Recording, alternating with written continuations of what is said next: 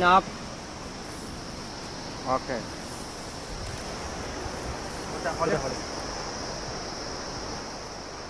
Today's Gurkhas, to a man, come from the same Himalayan terrain, so barren and without future that recruitment into the British Army is the ultimate prize.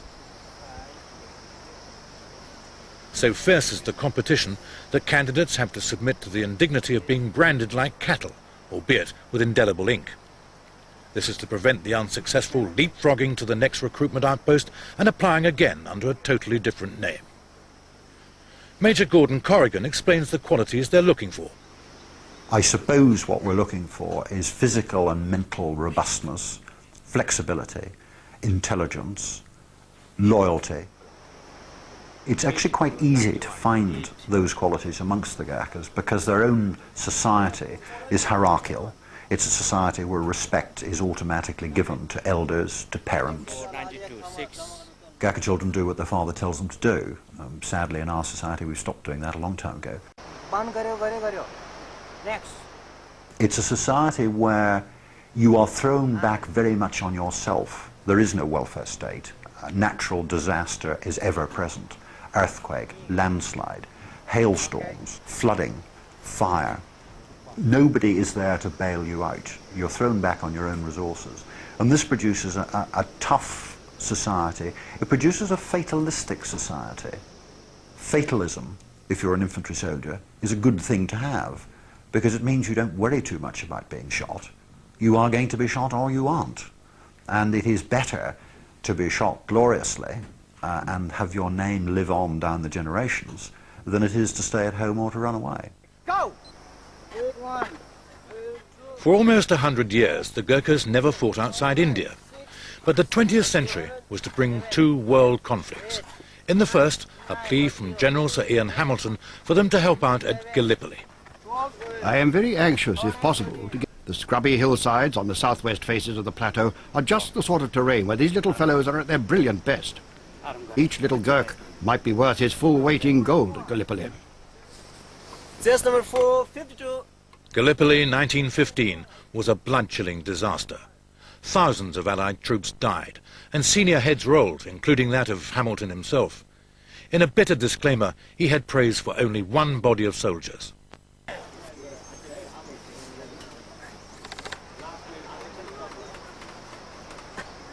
Chest number 2058.5.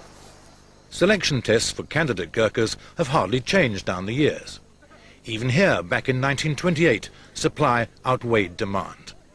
The only difference then was the preservation of the top knot, the sprout of hair by which a stricken Gurkha's god could haul him into some Nepalese Valhalla. Some eccentricities have always been acknowledged, such as a Gurkha's problem about running from A via B to C in straight lines. Once you come to this sort of flat area for running side, I think they got a problem because they don't have such a sort of a good piece of land out here to do sort of a running in a flat area. They can't work on the flat. They can only operate on Or hills. they can operate quite easily on up and down side, but it's very difficult for them to do the sort of running or any sort of physical fitness on the flat area side. धन्यवाद. अब अर्को साललाई फेरि try गर्न पर्यो है. ल, thank you very much भाइहरु. धन्यवाद ल.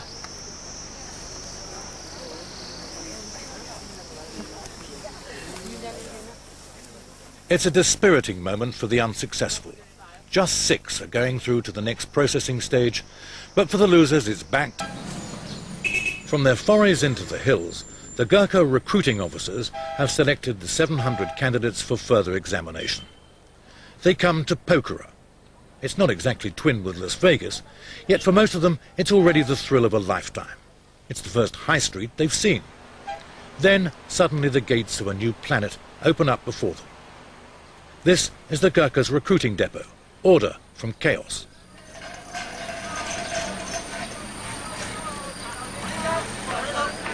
Now they are tantalizingly close to a career that will provide clothes, food, world travel. They're very conscious of the traditions they have to live up to. Our ancient Gorkhalis fight for British Army bravely, So they give their life, but they don't give up their hands. So I think that's why this motto is given to Gorkhali. They don't give up till their life will go. They don't give up till they die. He's also well acquainted with the Gurkha's motto, even in English. It is better to die than to be a coward. This man is a Sherpa yak herder from the foothills of Everest. Not many Sherpas have Gurkha ambitions, so his main concern is how his family will react if he fails. तिम्रो यदि भर्ती लागेन भने घर फर्किँदाखेरि आमा बाबाहरू है मन दुखाउनुहुन्छ कि अथवा तिमीलाई गाली गर्छ कि गाली गर्छ त्यो त गाली गर्छ मन दुखाइहाल्छ. Yes, his parent will be upset, and I think they will be quite angry as well, he thinks. He's laughing now, but it's a serious matter. There are many Nepalese who regard being turned down by the Gurkhas as a disgrace on the entire family. Some rejects don't even go home again. Yes, he will be quite afraid, but even so, then he must go back to his village. The last lap to acceptance is rigorous and literally rock-strewn. A squad of Gurkhas once competed in a London marathon and finished hardly out of breath. It was a Sunday stroll compared with this. Some find it disturbing that the elite of each generation leave to serve a foreign army. But not John Cross, an ex-Gurkha colonel who went back to live in Nepal and lectures at Kathmandu University. It's entirely their volition, whether it's hardship or the sense of adventure, or because they can't get their act correct in their own country, is of no concern to the recruiter who wants what he knows is good material. And if a Nepali, a high-ranking Nepali, for instance, might think it's wrong to give people to another country to fight, to lose blood,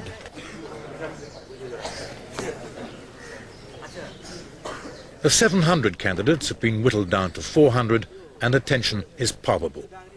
This is prize day, but for fewer than half of them.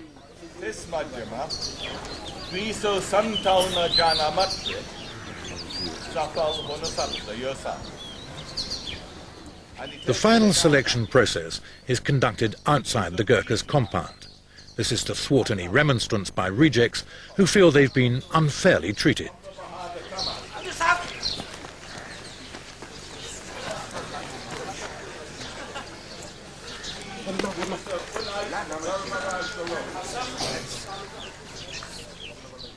The winners might have come up in the national lottery, which, when their indelible markings have been verified, they have.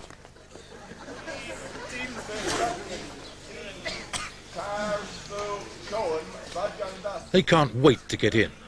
A few rip off their coats or cheap wristwatches to give to a less fortunate friend. The British Army will now provide. By Nepali standards, they're now rich, insulated for life against everything except the winds of war. They will have fine uniforms and civilian clothes, good food, medical attention, and after 15 years, a pension. The passing into the compound is itself symbolic. Acceptance into an exclusive club festooned with battle honours renowned for bravery. A few of the rejected can rustle up that no hard feelings look. Well, maybe next year.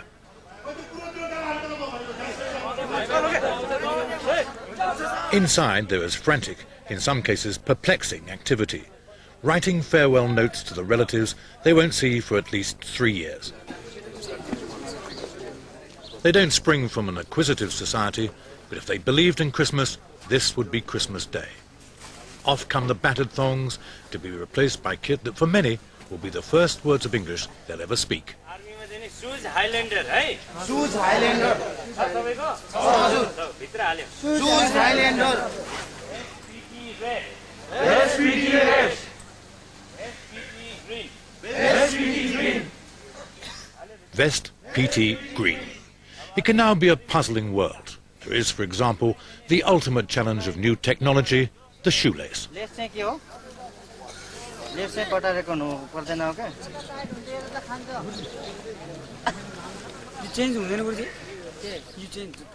Everything is an exciting discovery. But can they imagine what lies ahead? It will change my life because we'll get something from British Army and we'll serve them. I'll have my family from poverty.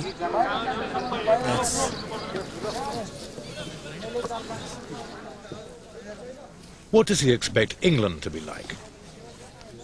What does he hope to see there? I think England is a very big city, big country. There are my big city. I like to see that cities. And I like to see that big buildings. In Nepal we don't have that kind of building. So I like to see that. The Yak man already knows everything about England. विकसित नै ठाउँ छ धेरै नै विकसित ठाउँ छ He says England is too development country and he says it's very cold places. Just what you'd expect from a chap who comes from Everest. Is there anything he wants to see? अनि यस्तै प्रातः लाहौर सम्बन्धी अब यस्तैहरु देखिन्छ होला He says that he would like to see the how is in the England the animals, what kind of animals are there. Saudis, yaks milk is made of by yak's milk. In case English restaurants don't come up to scratch, he's brought his own food. Yak's milk cheese, hard as marble, though it doesn't taste as good. Old Army sweats will notice something missing here. No bawling, screaming or obscenity on the barrack square. There's a warm affinity between NCOs and men. The reason is that the men don't need to be motivated. They already are. First time while I reached to training depot, and my section commander was there, but I didn't know. And he called me up in a bad language. And I was surprised, yeah, really surprised. What sort of people are here who even don't know how to speak to the people? That is my experience. All the section commander, they used to talk rude words. That I know that word. That's why. No exciting. Rude words? Yeah. Why do you think they did that? Because if they call, if they don't use rude words, they cannot. They cannot make soldier from a civilian. Equally, the British officers have to adapt to native Gurkha attitudes and customs. There's no place for patronising haughtiness. Full nudity when you're washing is not tolerated at all.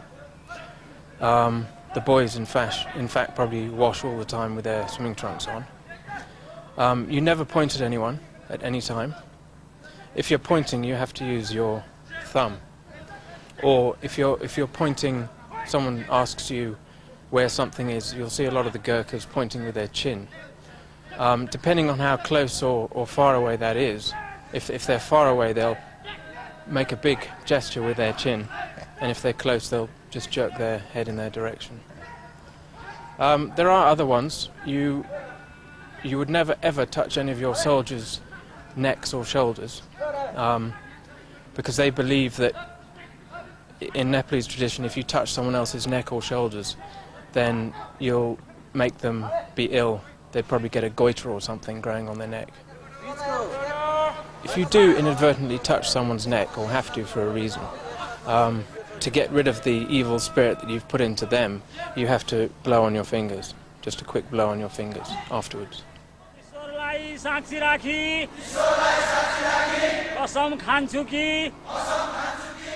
At the end of their basic training, a pandit administers the oath of allegiance. They're mercenaries, they have a king of their own, and yet there's no more solemn moment in their lives. I swear I will be faithful and bear allegiance to Her Majesty Queen Elizabeth II, her heirs and successors, in person and with dignity against all enemies. I will obey all orders of Her Majesty and of the generals and officers set over me. And they mean it. Under an aquiline stare, they are to come face to face, albeit by photograph, with the person to whom they have pledged their very lives. A few weeks ago, many of them were unaware even that the British monarch was a woman.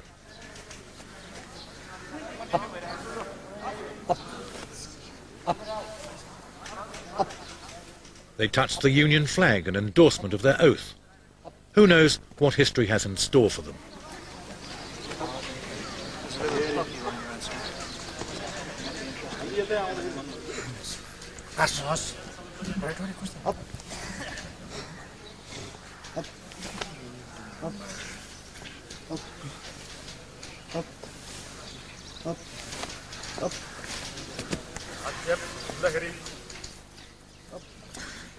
One young Gurkha couldn't suppress a nervous giggle. He was brusquely admonished, but they do have a sense of humour. Back home, 3 square meals a day were a mirage.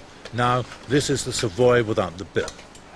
On average, in the first year of training, each recruit grows 1.5 inches and puts on a stone, none of it fat. If you find the finger habit mildly off-putting, remember that they've only just got to grips with shoelaces. Knives and forks are on the agenda, but not yet. Anyway, it was only the other day, 1611 in fact, that knives and forks were introduced to England. But why are these men prepared to die for the British crown? It's simple, he says. We've eaten your rations, we've eaten your salt. The obligation is binding.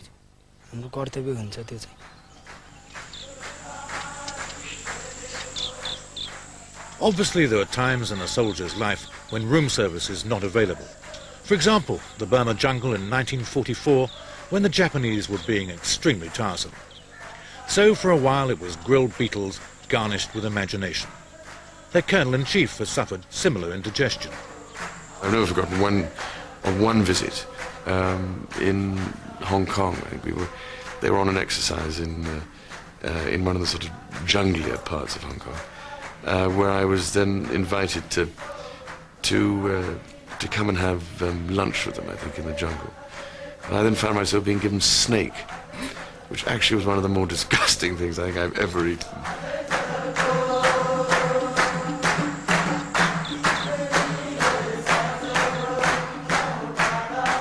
They sleep on the floor because they always have. And unacquainted with EastEnders, Cilla Black or other icons of British culture, they spend their evenings singing songs about Himalayan mountains or hacking people's heads off.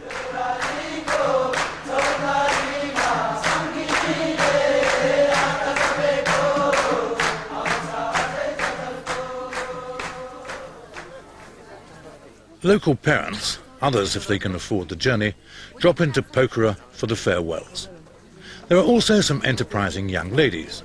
A Gurkha, even if he is off to Britain for the next 3 years, is a pretty good catch. But for some, the partings are the worst part of any adventure. Will he ever see his father again?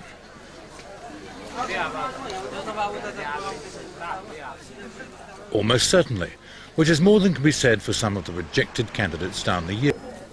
The star at the festival of Tihar is a cow. It's plied with drink, probably Horlicks, and sweetmeats.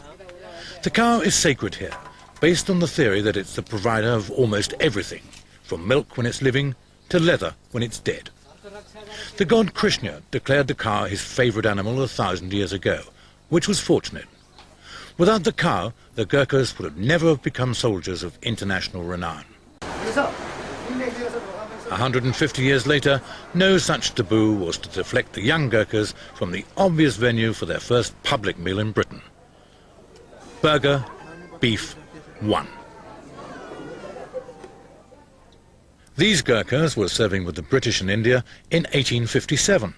When one of the enemy, who had concealed himself, popped his head out to see what was doing. He happened to look the other way, when the little Gurkha, as quick as thought, whipped out his kukri and sliced his head off in an instant, to the great delight of the Fusiliers, who could not for 10 minutes shoulder their muskets for laughing. The kukris are kept very sharp, and I have seen a Gurkha cutting his corns at arm's length. Ironically, as the old guard leaves, the new recruits land in Britain. They arrive in Gurkha fashion, smart and marching. None had flown before. They've come straight from Kathmandu to a world in which our obvious is their astonishment. You don't even need to walk here. Even the pavements move.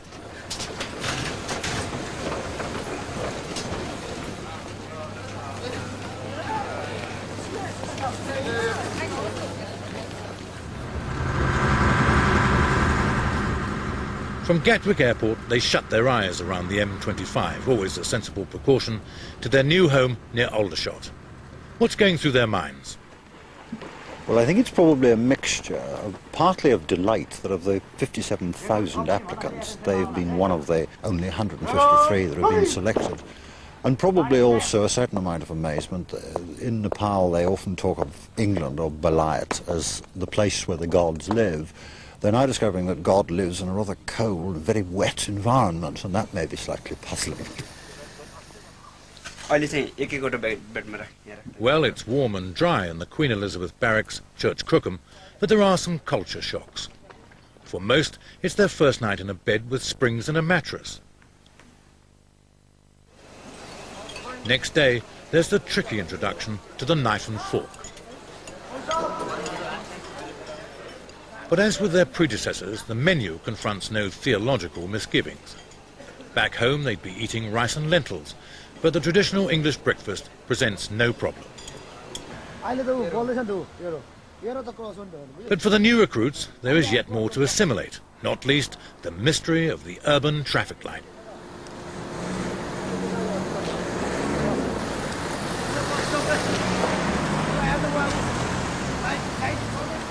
You never see a Gurkha, scruffy, badly turned out. Look at them.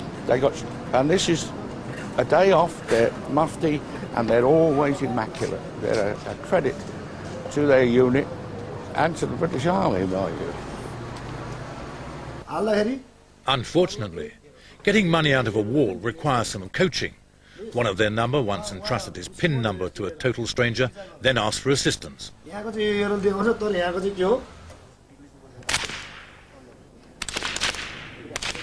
In camp, they're being inducted into the use of the fundamental tool of their trade. This is quite a big moment for them because this is the first time they will ever have fired a live round on the range. Today, and I haven't yet been to look at the targets, I would be surprised if there were many who had a group larger than an inch. Now that, at this stage, having never fired a round in their lives before, to get 5 rounds in a 1-inch group is actually very, very good. What's their secret? Good eyesight and doing exactly what they're told. They will absorb the instruction they're given, they'll follow it absolutely, they'll get their breathing right, they'll get their trigger operation right, they're patient, and they'll fire when they're ready to fire. They haven't seen Rambo films, they don't think they know it all. They're starting from scratch, and therefore they'll make very good shots. Well, that's what I was saying. So those are very, very good groups for the first time he's ever fired a shot in his life. Right. He's quite pleased with it, but he's sure he can improve. In fact, it is very, very good, I can tell you. It'd be quite difficult to improve on it. But I mean, that's 5 rounds straight between the eyes. Very happy. He says he's very happy to go and kill the enemy.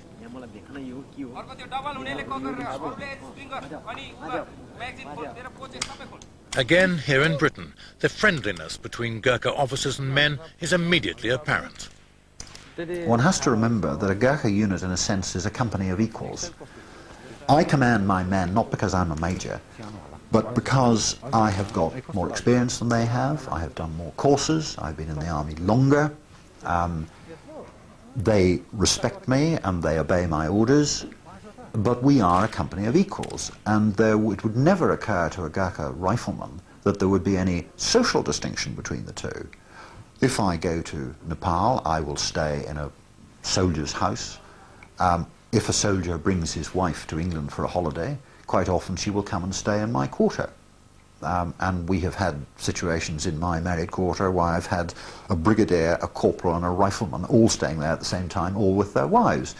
This is regarded as extraordinary by the rest of the army, but it works in our society, and the British officer has to be able to fit into that. There's no room for the arrogant, there's no room for the patronising, there is no room for the pompous, because that just doesn't wash with the Gurkha. The whole thing runs on mutual trust. I trust them and they trust me.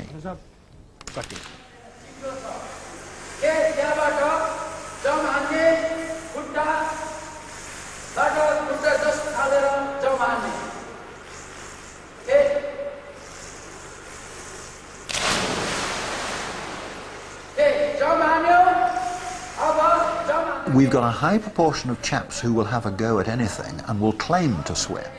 Some of them will have had a go at swimming at home, largely because they're hoping to get into the army, and they will trek off to the nearest river and they'll jump into a pool and they'll either learn to swim or they'll drown.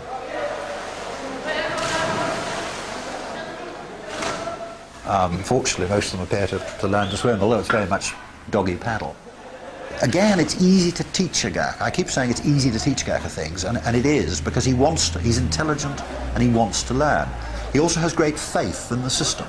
So when we say to a Gurkha, you are to jump into the swimming pool, which incidentally is 8 feet deep, do you understand that? Yes, now jump. He will jump, and he will do exactly what he's told to do, and he will therefore very quickly learn how to swim.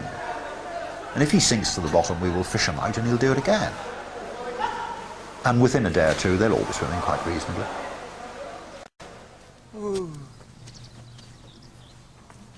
Everything is done to help them settle in. The yak man from Everest, for example, has been missing his yaks. So, on a neighbouring farm, he meets at least a Highland look-alike.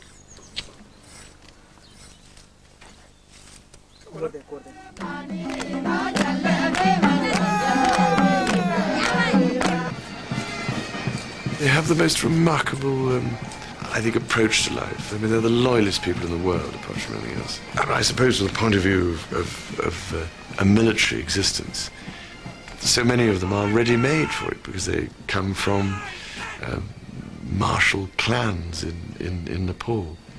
And some of the clans, you know, have this particular tradition of being the warriors. And I think that's what, I suppose, makes them such wonderful soldiers. But they have such a good sense of humour, and they're really sort of noble people, I think.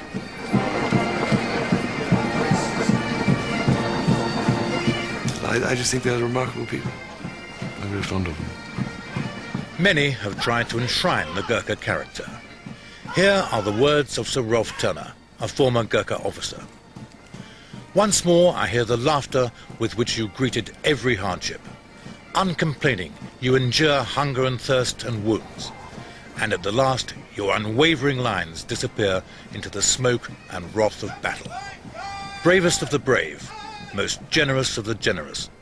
Never had a country more faithful friends than you.